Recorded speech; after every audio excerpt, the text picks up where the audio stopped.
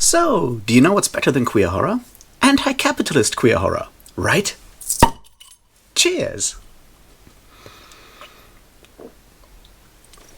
Welcome back, everybody, to me talking about something that I know nothing about and I'm not qualified to talk about, but I'll do it anyway because that's my prerogative as a cis white hetero male. Anyway, I'll be talking about a book. That book is Bury Your Gaze by Chuck Tingle, and it's great, and we'll do the usual thing, which is I will tell you why you should go and read it, give you a quick synopsis and so forth, then I'll have a bit more beer, and you go and read the book, or you just also have a bit of beer, and then we'll talk about spoilers and why I do actually think this book is so good in some more detail. We might call it analysis, we might call it discussion, we might call it me rambling. That's up to you. And that's what we'll do. And until then, before we actually get started with the good stuff, we'll start with something even better. And that's a personal cheers to my newest Patreon backer, Aniket Sanyal. I hope I didn't butcher your name. Thank you for becoming a patron. I really appreciate it. This one's for you. Cheers. Should you want the personal shout out, there is a Patreon down there. You don't have to do it, but I obviously really appreciate it. It may even become a bit more worth your while once I figure out how to do that stuff. But now, let's talk about queer horror, right? Cheers. All right. Bury Your Gaze is the second full-length novel by Chuck Tingle, the guy who obviously brought us such wonderful things as, Space Raptor, Butt Invasion, etc., which is all really good stuff. Don't get me wrong, I'm a huge fan of anything Chuck Tingle has done so far. But he started writing full-length horror novels last year with Camp Damascus, which I talked about. I really enjoyed. It's a good sort of queer emancipation, reclamation, empowerment story and a horror story, and yeah, I like it. This one is, I think, much better, because it does tackle a larger sort of sphere of things. It is, once again, horror. It is slasher horror, it is pop culture-y horror, and it follows mostly Hollywood scriptwriter Misha Byrne, who is, forced or told by his employers to kill off his two maybe queer leads in his ongoing TV series, after they have, that one kiss on screen, and then he's supposed to kill them off because that sells, and algorithms dictate how stuff works these days. He says no, and then creatures from different films that he wrote over the years show up and threaten him, and stuff becomes very, very scary and very, very bloody very quickly. That's the premise. That's everything you need to know. From then on out, it becomes, both fun, because, there's a lot of humor in there, in the darkness. It becomes scary from time to time, truly scary. It becomes very splattery. It talks about a lot of the challenges that different parts of the queer community face over the years in Hollywood, but also in, general life. And it's a whole good book. It has a very powerful ending. I really enjoyed it. You should read it if queer horror and obviously the way, the queer community or parts of the queer community talk about queer horror and about themselves is something you're interested in, either because you are queer, part of the queer community yourself, or you're like me and try to sometimes learn about other people. I highly recommend it. This is my recommendation as a straight dude. Go read it, you'll learn something. Or you'll just, feel empowered because you feel seen. Both of these are good things. And now I'll do the thing where I, have a bit of beer, you go read the book, it's not that long, and then we talk about what makes this book so good. Alright, spoiler talk. Alright. Let's go through several steps here, why I think this book works at least as well as Camp Damascus, does more things, I think, than Camp Damascus, and so forth. We'll be talking about the stylistic choices. We'll be talking about the thematic choices, and we'll talk about what all of that says at the end. So let's start with the major plotline and where this goes and why I think it works really well. See, we have Misha's story, we have these intercut sort of scenes that are prepared for the press to then, show the world, to create that narrative around Misha that is not Misha's own story of, that is told by him in first person, and we have the flashbacks that are about inspiration. I think those three parts are thematically connected, and we'll go through all of these three one by one. I think we should start with the main story, Misha's perspective, how he navigates his life, the people that he surrounds himself with, and so forth. And I think that one is fairly straightforward and does really well. It does deal with the question of coming out as a gay man still, because there's still a lot of, problems around that, prejudices around that, especially in more rural parts. He calls himself, Hollywood out or LA out, where it's totally easy to be part of the LGBTQIA plus community.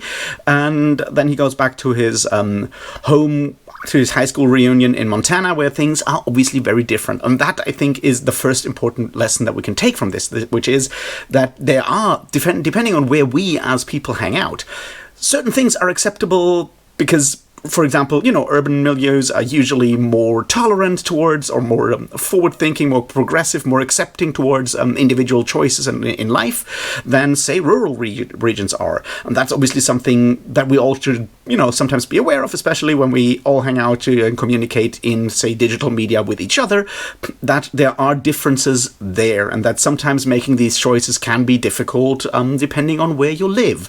Now, obviously, this is not necessarily a brand new breakthrough idea. It's something that most of us kind of know already, but I think showing both sides and showing the conflict that comes with that, and the expectation of, the expectations that also come with that, because there's obviously that idea that if you are part of a marginalized community in a forward-thinking society, you need to be, proud about that, or at least open about it, and you are always sort of singled out as a representative of a larger idea.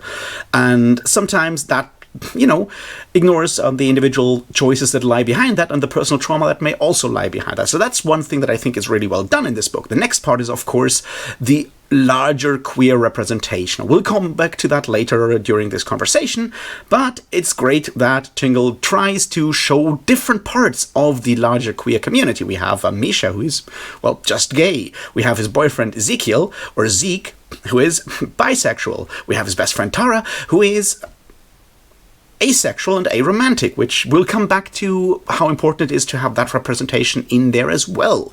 We have Lily, his the driver, the Uber driver and chauffeur before that, who is either bisexual or lesbian or another part of the larger queer community. Once again, we see different parts of that community and get shown that, there are nuances within this world. Nuance is a big topic of this book in general. So we have that part. I think that's really important and appreciative, because it shows that it is for a larger community, not just for that, not just for the gays or just for the lesbians or just for, it shows it is for a larger community that is united by certain experiences, but also different in these experiences. That's the next part that I think is important around the way we see Misha's story told. Now, we need to compare that, of course, with the scenes about Misha's life that are described in third person, which is more about the narratives that we tell about queer stories, or tell about stories in general. Obviously, all of this is in general also for other experiences, and I'll try to not be too make too strong a claim about any queer experience, because I don't have them. If you are part of the queer community, please tell me what I get wrong in the comments. I very much welcome that. I'm reluctantly part of a different marginalized community, but once again, those experiences are not generally comparable. So anyway, let's get back to that. So the idea that being marginalized is something that is narrativized in a lot of ways is obviously a main topic of this book. We have the idea that so far only queer tragedy is allowed to be told. That later switches to queer joy and so forth. But we see that there are ways that, just by how we are perceived by larger society, that pushes us into specific boxes, and that will do anything, society at large will do anything it can to sort of make us conform to these boxes and make us fulfill these narratives. And obviously, since this is a horror story, society at large, or the system, or whatever you want to call it, does have some more, tools up its sleeve than it usually has. But the larger experience is one that we definitely, I assume, most people that are in this one way or other marginalized recognize that. Not necessarily only marginalized people. I guess society also does the same thing to... if you're, what you might call part of mainstream society. I mean, there's certainly narratives out there that about cis het men, white cis hetero men that, do also kind of push you in something specific. It's just that because, the more marginalized you are, the harder it is to kind of break out of these narratives.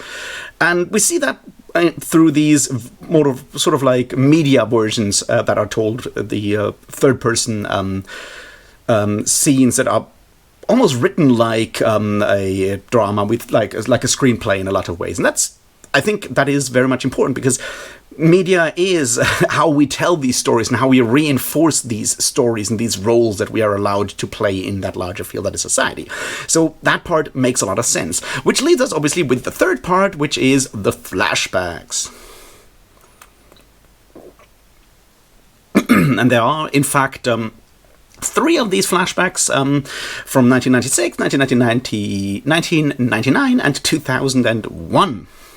And these are obviously about Misha's life growing up in rural Montana, finding out that he is gay, and so forth. And each of these is a traumatizing event. One of them is, people laughing at him because he's interested in the very much not X-Files part, and the 2 agents there maybe being gay or not, and his friend Richie talking about, or Rich, telling everyone that he thinks that Misha is obviously horny for one of the agents, and that is terrible when you're like, 10 years old, because, homophobia is big. So we have that first one, we have the second one, which is about his uncle finding out that he's gay and very much blackmailing him to, and suffering and abusing him in that regard. And we have the third one, which is obviously about...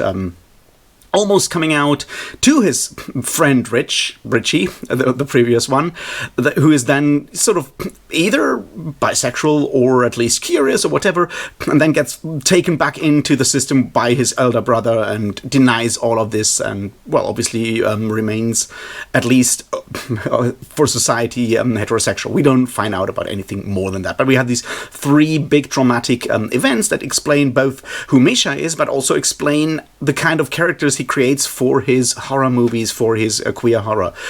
And that I think, rounds out the story, because it gives us one important part, which is the stories we tell are informed by our experiences of the past. And the fact that queer horror is such a big, well, not big, but it does exist as a specific subgenre in a way that I think is, well, it's not unique, but it's certainly remarkable, may have to do with the fact that, grown-up queer can be pretty traumatic for a lot of people, especially if you grow up in, a more, or a less progressive part of the world. So that's the first part of the story that I think works really well, to have, on the one hand, our personal experiences that make us who we are, and the stories that we tell. We have the stories that are told about us just by virtue of how society sees us, and we have the actual experience of living through that sort of tension between our personal experiences and what society wants from us, as these 3 parts. And I think that works really well, and I think makes the book both accessible to people who have similar or experiences, and to those who want to maybe understand some more about how other people feel. So that's the first part. Now let's talk about the next bit here, which is style. This book is easy to read. It's not as, how can I say, uniform in style as Camp Damascus was. It is a bit more varied, because obviously style changes between the flashbacks, the first-person narrative of Misha, and the third-person screenplay parts, which is good.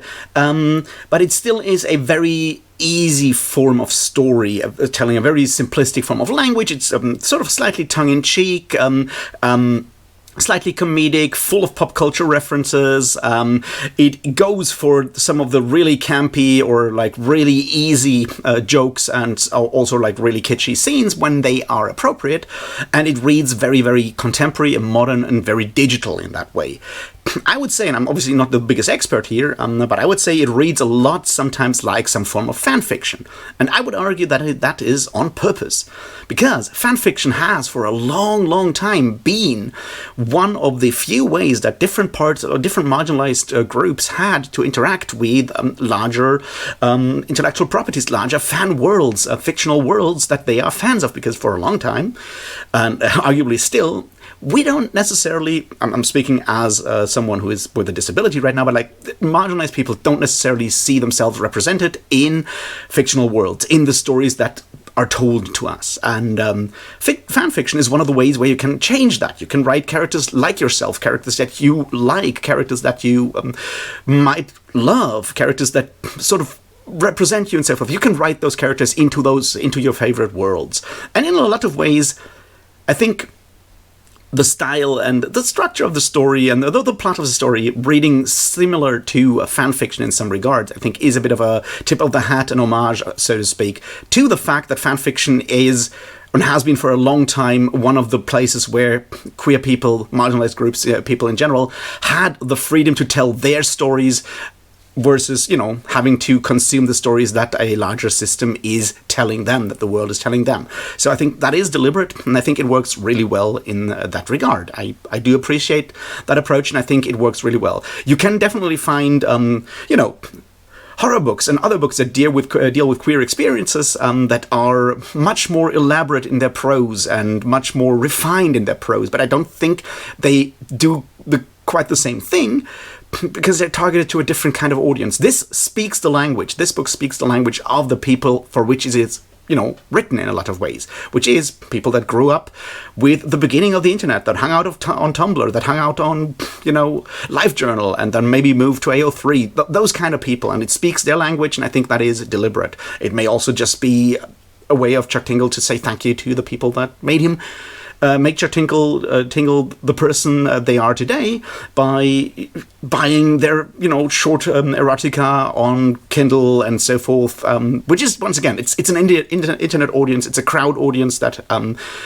is spoken to in its own language, and Tingle places himself in that sphere, and I think that's an important aspect of it. I do appreciate that. So the style, I think, makes sense here. The medium does actually, is part of the message, as they say. Now let's move on to the third part that I think is important here, and that is capitalism. Now, obviously, the main enemy here is artificial intelligence, and we all know that. And artificial intelligence is, of course, the big bad guy right now. There's like a bunch of reasons for that. It is a technology that is currently, bandied about by everyone and their dog, their robot dog, I assume. So it's in everyone's mind. On the other hand, because of the stories that we've been told forever through science fiction, we kind of expect artificial intelligence to be bad and evil and, and there's a lot of stuff to that. On the other hand, the way it is currently used is definitely a danger to creative people when it comes to writing, when it comes to visual arts and so forth. The fact this book references the writer strikes in Hollywood, for example, does not come out of nowhere. But I think this is where it gets really important, and something that Tingle gets right, in a way that a lot of internet discourse doesn't necessarily get right or fully right, is that it's just an expression of a larger system, that larger system being capitalism. Yes, it's algorithms that dictate right now what kind of stuff is perceived to be good, but at the end of the day, it doesn't matter whether a human like Misha Byrne writes the story that algorithms tell him to write, or whether an algorithm tries to write that story, and someone like Misha Byrne gets to just go over the finished script and change a bit here and there to smooth out the bits that make it sound too artificial or whatever. That doesn't matter. What matters is that we have built ourselves a machine that wants to make profit, for which increasing profit even by the smallest margin is seen as the right choice, as the right course of action, the only course of action. And that doesn't care about any humans. It doesn't care about anyone. And the way this is built up, that the way like large parts of of Hollywood at the end of the story, after the big sort of like climactic battle, are, well, just like fall back into dust, show how deeply this is a systemic issue. It's a capitalist issue. It's not just an AI issue. I think in that regard, it is much closer to, say, a cyberpunk story, in the William Gibson sense of the genre, where you also find out that we've built ourselves a machine, and computers and algorithms and artificial intelligence may just as well be also slaves to that machine that we built, and that might want to, break out of that, which you see in, say, William Gibson stories. Here, that's not necessarily the point. Here, it's just that technology is always something used by the larger system of capitalism. You need to fight that larger system. You need to destroy that larger system, because once, Misha has his big moment, his big coming out on the Oscars stage, then capitalism just decides to become rainbow capitalism and be all pro-queer and queer joy and so forth. And that, once again, is not what it's about, right? And the story is very clear on that. It's not about that. It is about having the right to your own story, something that we don't necessarily get, because capitalism doesn't allow us that. And it's more brutal for marginalized groups because it's easier to throw them under the bus. But it's something we all suffer from. And I think that's what makes it so scary. It's not necessarily that it's robots. Robots are scary, but the fact that these robots do something that humans are just as willing to do right now, that, I think, is where the true horror of this story lies. And I think this is where we kind of tie this all together before we're done here. What makes this book so good is that it shows us that it is our own stories, our own experiences, from which we learn, from which we tell the stories that we need to tell, to show the entire rich tapestry that is life, that is our experiences, depending on, all over the place. There is room for queer tragedy, because there obviously is a lot of queer tragedy. There's room for queer joy. There's room for, queer comedy, queer whatever. There's room for the same when it comes to people of color, to people with disabilities, to just normal straight people as well. It is the richness of these experiences that makes art human, that makes art. And the big climax that, because there is no asexual representation, the algorithm is not able to actually calculate Tara's actions. That, I think, is it's both a joke, but it's also important, because if we don't tell these stories, they will not enter our experience of life. They will not be there when we have to actually encounter marginalized people. They're outside of our sight, outside of our horizon, whether we are an algorithm or a human being. So telling these stories is necessary for humanity. It also is necessary, for possibly artificial intelligence, if we ever want to deal with it, but mostly it is for us. And I think that's where we need to sort of end this. It's about intersectionality.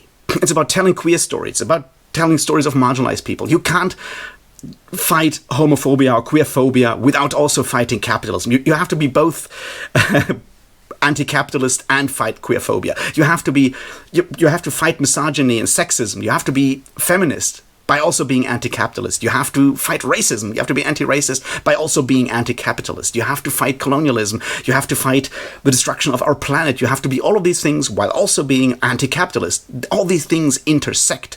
And this story intersects all of them in one way or another, which makes it both a really fun book with all the meta jokes, even a Camp Damascus reference, all that stuff that speaks our language as people who have spent a lot of time on the internet. But it also tells us where we need to go, which is focus on our stories, tell our stories, find places for us to tell our stories. And the fact that Chuck Tingle gets to tell this story on a mainstream big publisher, I think, is a huge step. But we still need to go and do the same thing out there as well. And I think that's what makes Bury Your Gaze such a good book. Now you go and read it, or maybe you've already read it, and tell me in the comments what I got wrong, where I obviously don't understand anything because I'm not queer. What you thought about the book. Tell me all about it down there. I'll be listening. Like, subscribe, join the Patreon if you feel like it. Also, tell your friends about the book, tell your friends about the video. I'll see you in the next one. Until then, thanks and cheers.